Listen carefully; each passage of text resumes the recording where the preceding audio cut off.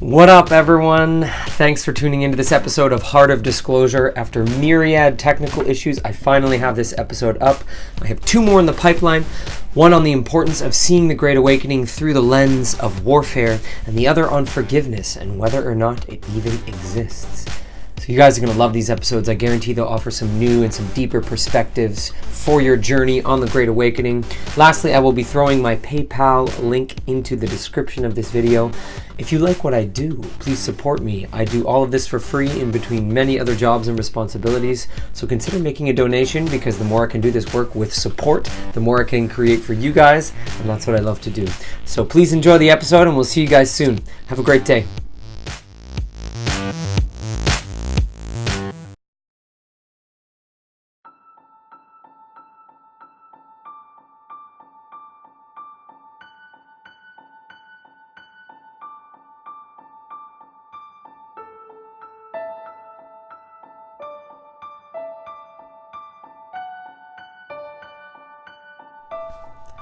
What up, everyone? Simon Esler here. I'm coming to you from Toronto. I'm just getting over a bit of a cold, so my voice is slightly husky, so enjoy this huskier version of my vocal delivery today. Today I want to talk to you about empathy, redpilling, and the inner child.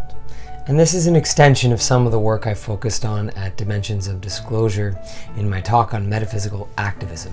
So today we're going to talk about how empathy, redpilling, and the inner child all interrelate in terms of our work towards full disclosure, in terms of being activists for the Great Awakening. So I want to start by speaking to the inner child. This is a very archetypal idea. It's understood in a lot of different ways. So let's look at it from a couple different perspectives. Number one, we of course have this core aspect of ourselves that we develop from birth, right? It's a core aspect of our psychology because we have a perception of the world that develops in childhood. And so we have this inner child, this point of innocence that began experiencing the world. As we develop into adults, we develop additional layers to our psyche, of course, and so our perspective expands. But the conditioning of this planet is such that the inner child and its initial qualities are specifically targeted and suppressed. So what do I mean by that? Well, one of the things we can acknowledge is that when children are first born and developing, they do not have an internal dialogue in the way that an adult, a common adult on Earth does. So that means this internal chatter in your mind that is constantly questioning, analyzing, going into stories about the future, possible changes that could have happened in the past, memories, plans. So there's this constant internal chatter that the modern adult carries with them everywhere they go today, and that includes most of us. What happens is, when children have this internal silence, when they're first developing, their ability to assess and sense the truth of situations is much more acute because they're feeling it with their bodies. And it's important to understand that human beings are multidimensional through their physical bodies. We say that we are spiritual beings having a physical experience, and people often attribute our multidimensionality to that spiritual portion of the self that has moved into this body, when in fact your body is a wildly incredible technology that is designed to experience multidimensionality. So children are seers. Right from the beginning, they have a capacity to see and experience this multidimensionality quite naturally. It's not an incredible thing to them because it's the way they come into the world. Now, the damaging of the ability to be internally silent is what moves the awareness away from the sensations and feelings that the body generates from its contact with alternate dimensions, from this 3D one that we are anchored in so strongly right now. So children, in their internal silence, they will sense this about a person, for example, right? If someone new comes into a very young child or baby's life, You can often see the children respond in a way that matches what's really going on inside that person, right? Children can sense darkness or they can sense light very easily, very quickly. This is directly attributable to their ability to be silent within and to feel what their body's interpretation of this multidimensional information is. If we're looking at it from that perspective, then we want to understand what happens to remove the internal silence, right? And in very general terms, without going too deeply into the metaphysics of this, what happens is too much of our awareness is brought outside of the body, into the material world around us. So when this is migrated from our being, when this sense of internal silence is dissolved because too much of our energy is taken outside of us, then we start to lose that multidimensional capacity, that ability to sense the more expanded, subtle information that arises within every circumstance we encounter. One good example of that, a teacher that I often recommend, Lujan Mattis, and he uses Santa Claus as an example. And this idea of Santa Claus, that there is a figure, a mysterious figure, that we're telling children is judging their behavior from afar. And if their behavior is correct, this mysterious figure will reward them with presents. And if they are behaving poorly, this mysterious figure will punish them with coal or the absence of presents. Now, this is the first lie, right? Because what happens is people's awareness, children's awareness, is taken away from presence within the body and presence under the tree. And Lujan depicts this very beautifully in his book Whisperings of the Dragon. But I use his example because it's so strong in the way that it shows how a child's awareness is teased into the material world and away from the sensory information that the body delivers so magnificently and with such dense sort of holographic information. So once a child's awareness has been damaged in this way, well, then this becomes the way the inner child functions as the adult grows. And so you get this effect that occurs where the internal chatter starts to build up because the awareness has been split in a way that is detrimental to the development of this child as a spiritual being coming into its full experience of the body's potential. So lots of studies have been done on this kind of conditioning, and it's actually called operant conditioning. And I highly suggest everyone do their own research on this. I highly suggest you look into Whisperings of the Dragon. But operant conditioning is a part of the behavioral sciences. And operant conditioning says that we need to be managed as beings. If we are going to operate and behave properly in the world, operant conditioning says that each human being needs an outside operant, conditioning their behavior. That is to say, there needs to be some sort of force or authority outside of you that tells you what's right and wrong by punishing you or rewarding you. That is the essential core of operant conditioning. Now, this is a very, very dark philosophy because this says that we must be managed. As human beings, it says you need to be punished or rewarded to behave properly. This is really a philosophy that looks down on human beings as lowly mechanistic creatures that don't really have a soul or free will. Now, this can easily be traced back to a lot of whistleblower testimony from Luciferian circles and from the Illuminati and from whistleblowers who have had encounters with these groups, that this is in fact the perspective that a lot of the deep state players have. They look down on humanity as just creatures to be manipulated and used as a resource. What's interesting further is that operant conditioning, when we start to look more carefully throughout our society, is actually prevalent in most of the major social institutions and organizations we have driving our society forward. For example, the schooling system. If we look at the way that grading works, well, a child is being threatened with a poor grade and rewarded with a good grade. And this is supposed to manage their behavior and manipulate them into proper behavior. Remember, that means that the core philosophy in the public education system is that a human being is nothing but a lowly mechanistic creature that must be manipulated if it's going to behave in a way that is proper and functional for society.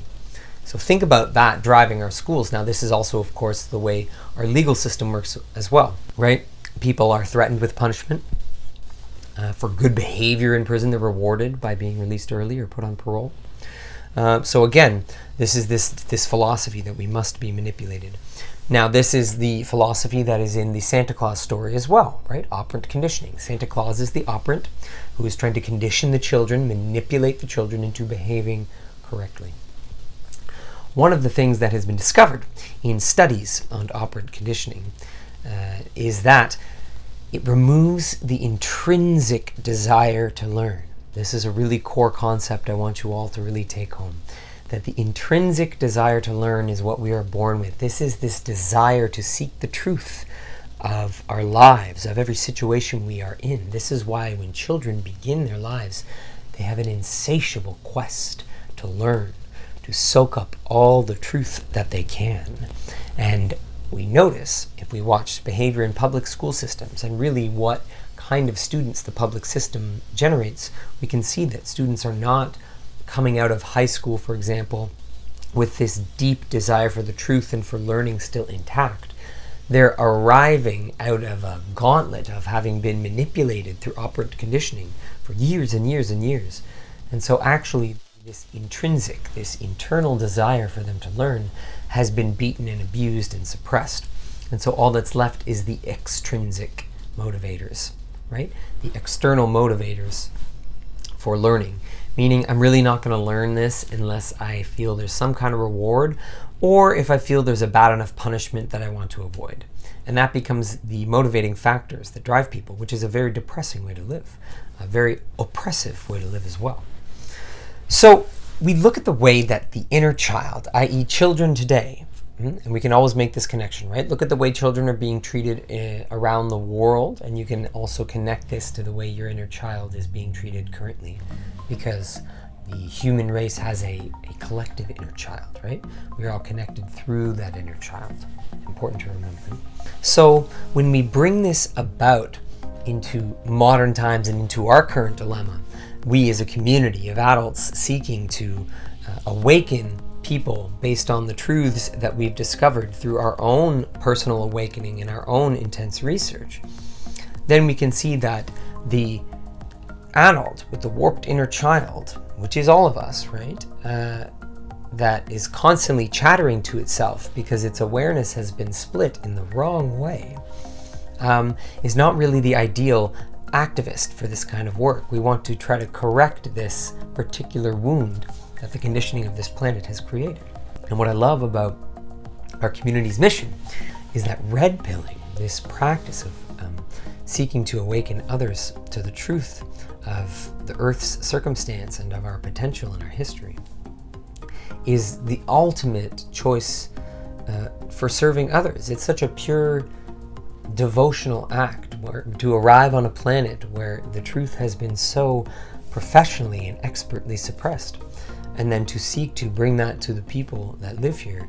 It's a beautiful call to service. This internal chattering, our inability to quiet the mind, actually damages our capacity to red pill people, and it makes it less effective. So if we're all arriving in this circumstance where we are faced, let's say, with some family members or some friends who we feel we could offer some deeper truths to, a moment where you feel an opportunity has made itself available for some specific material to be inserted into a conversation or dropped into a chat, whatever it may be, we want to be able to not only rediscover our own internal silence so that we can feel into the information our body is accessing about that moment, but we also want to be working to ignite and heal the inner child of those with whom we're working. And this is directly related to what I was just talking about with this inner child and what happens to intrinsic learning. So one of the other ways to look at this intrinsic desire to learn that children are born with, is really just the desire to seek the truth, right? That burning magnetism we have in our hearts for arriving upon the truth of our nature and of our circumstances. So when we look at this opportunity to red pill, we want to find a core principle, a core devotional commitment that drives this red pilling service. You want to have an underlying metaphysical scaffolding that is supporting all of your red pilling so that you're not going into this just reactively. So if we can become quiet internally and use our body's very subtle, very sensitive capacity to feel what the other human beings we're communicating with are feeling, it will become very obvious how and when and with what to red pill them. So since our bodies have this intense capacity to feel what is going on around them in a variety of different dimensions, then whatever the people you're working with, those that you're looking to support in their awakening, are feeling and going through, well, that's being broadcast, right? That information is available to you. So if we become quiet enough, we can sense where they're at. If our core devotion here is to reignite in them the desire to seek the truth that they were born with, okay? As children, this was conditioned out of them, but it's still there. It cannot be destroyed. If our core desire is to reawaken someone else's magnetism towards the truth, then it's not of as great consequence what specifically we're coming at them with, which means we're feeling into their damaged inner child and what it needs to awaken its desire for truth. And our response to that is to bring about the information that we feel will heal that wound. So if we are looking at it from a perspective of, let's say, a one-on-one with someone, and you're really feeling, you're quietly listening to where this person is at, and you feel an opportunity to spread truth, and you feel that part of them is damaged and has stopped seeking the truth, then this act of compassion arises, wherein you can offer them a truth that is resonant with their inner child. And this deep activation should be your driving intention in all red pilling. So let's say you're really excited about secret space programs, but you know a little bit about some high-level politicians or maybe being implicated with Jeffrey Epstein, let's say. Not as deep as the secret space program. Well, it's up to you to feel into where that person is at and what's going to trigger that little bit of curiosity so that their seeking can start again. This is a very different intention from being really pumped about the secret space program and needing this person to understand these obscure facts you just learned.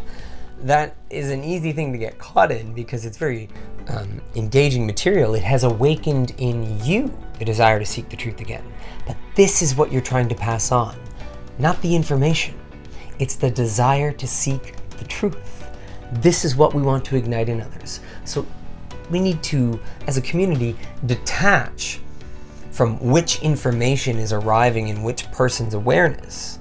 Certainly we want to keep professionally delivering the information in as many ways as we can, but our core desire, our prayers, our meditations, we need to be centered on the activation of the intrinsic desire to learn. This thing that is in children that gets smothered out of them by our society needs to be awakened. And this really comes down to empathy, right? To become intuitive empaths. And so the empath, the true empath, is empty enough so that the presence of those with whom they are communing can be felt in full. Then the empath can be of service. However, there is one more step to this. If we are only empathing everyone around us, then we're stressed because this is a stressed out world. And we're surrounded by a lot of emotional intensity and emotional debris, quite frankly. So there's another step to this, right? Yes, we want to become empty and be able to empath those around us so that we can be more deeply of service. But then you want to take your empathy and move it into compassion, right? And compassion requires safe space to be able to assess with a larger perspective than those who are stuck can possibly have. Their perspective is often going to be restricted, condensed by their experience. So yes, you want to empath what they're going through, but once that activates your compassion, the only way to really build an integral form of compassion is to have the safe space that lets you gather perspective, that lets you then be of service. So the empath must step into compassion through space. And if you move into a red pilling situation and you're empathing the person and they're getting stressed from the information you're giving them, and you start to just feel this and you're not stepping back to get the space to assess what's going on for them, then you could just end up together triggering each other, and this ends up knocking you both off of your path.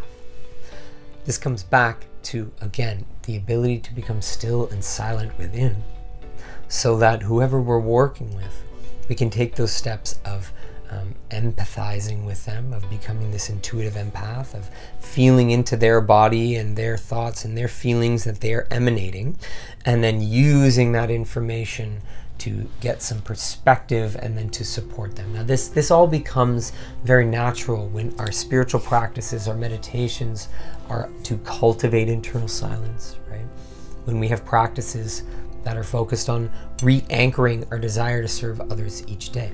So if we can become empathetic and intuitive, right, with our red pilling, and we can begin the process of healing our inner child and healing the inner child of others and making that one act, right? Because what we're doing really is healing one big inner child that humanity shares. So if we can bring empathy and red pilling and the inner child together in these ways, anchor ourselves in some internal silence so that we can be with the people that we love and that we want to be of service to, and the people we encounter that we feel are ready for an awakening moment, we can do this more effectively, become more quiet within, learn to communicate with your inner child, learn to soften, to become subtle, right? To become very, very still.